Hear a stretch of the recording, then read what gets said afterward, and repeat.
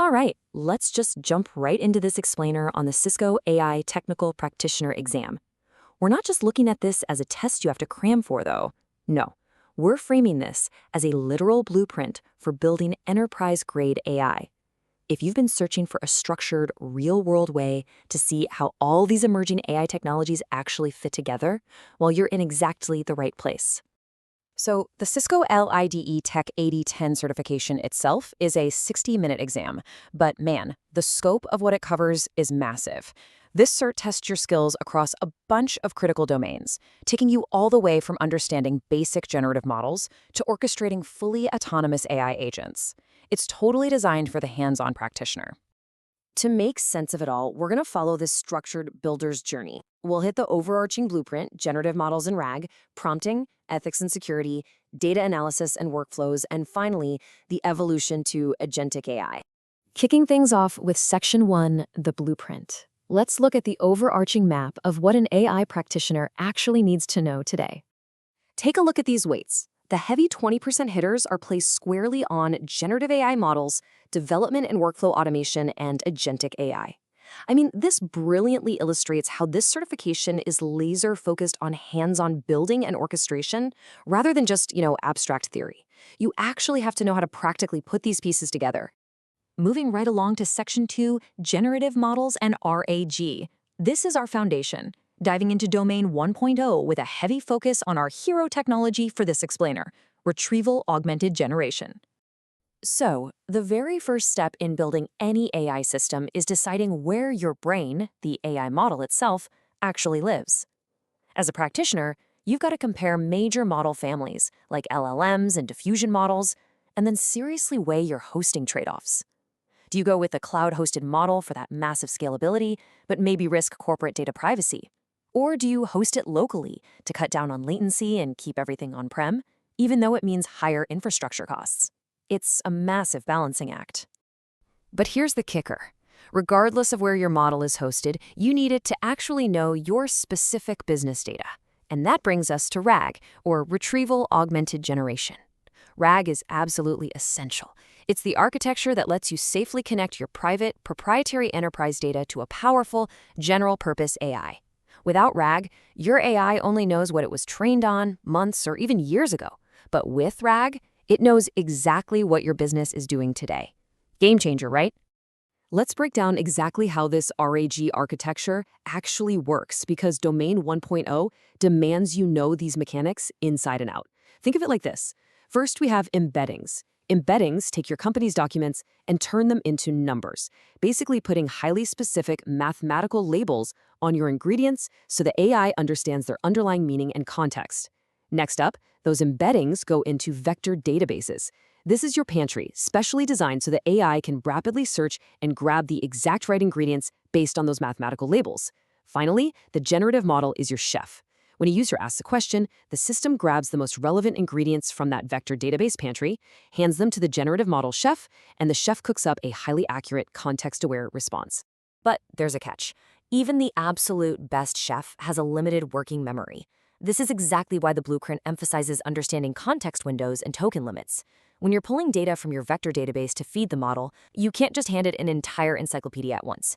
You have to carefully manage that context window to ensure you aren't blowing past token limits, because if you do, it directly impacts the quality, the cost, and the speed of the model's response. All right, Section 3, Prompting, Ethics, and Security.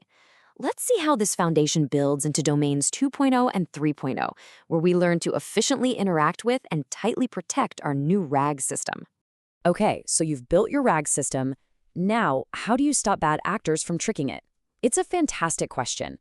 You've just connected your private data to an AI, so we absolutely have to shift our focus to security. AI introduces entirely new threat vectors, things like prompt injection attacks, where someone tries to trick the AI into ignoring its core instructions. Or there's the massive risk of the AI just confidently generating total misinformation. To combat this nonsense, we rely on advanced prompt engineering. The certification outlines some crucial principles and patterns here. You're not just typing simple questions anymore. You're designing strict structures using iterative, chained, or few-shot prompting. You're defining roles, instructions, and constraints to reliably guide how the AI behaves. And most importantly, mastering defensive prompting strategies is exactly how you mitigate those AI-generated errors and hallucinations, keeping the outputs safe and accurate. This ties directly into Domain 3.0, Ethics and Security, which, by the way, holds a massive 15% weight on the exam.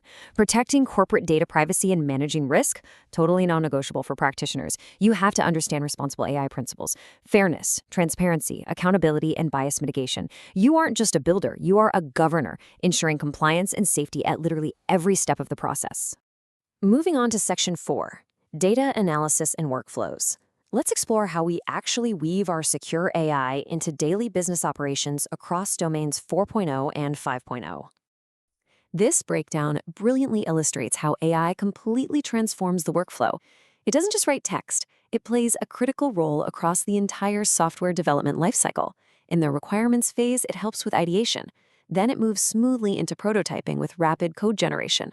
For implementation, it tackles automated data prep, like cleaning and formatting, which is honestly crucial for exploratory data analysis. And as you hit testing and deployment, it's right there providing debugging assistance and workflow monitoring. It's a massive accelerator for every single phase. But we really need to heed this warning from Domain 5.0. AI workflow design and monitoring principles are vital. If you ignore them, your token usage is going to spiral completely out of control. Poor context window management means your prototyping costs will spike, latency will skyrocket, and the output quality will tank, which just ruins the user experience. Efficiency is just as important as raw capability here. And finally, Section 5, the evolution to agentic AI. Let's look at the ultimate form of our system in Domain 6.0. To succeed as a modern practitioner, you've got to clearly differentiate between generative AI and agentic AI.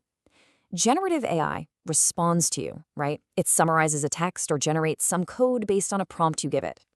Agentic AI, though, that is designed with autonomous capabilities and orchestration. It doesn't just answer, it acts. It can map data, make decisions, and execute multi-step workflows entirely on its own to achieve a complex goal. When you're designing these powerful agents, the blueprint highlights a few key strategies. First, you'll utilize frameworks like Model Context Protocol, or MCP, primitives. These give the agent standardized ways to access external tools.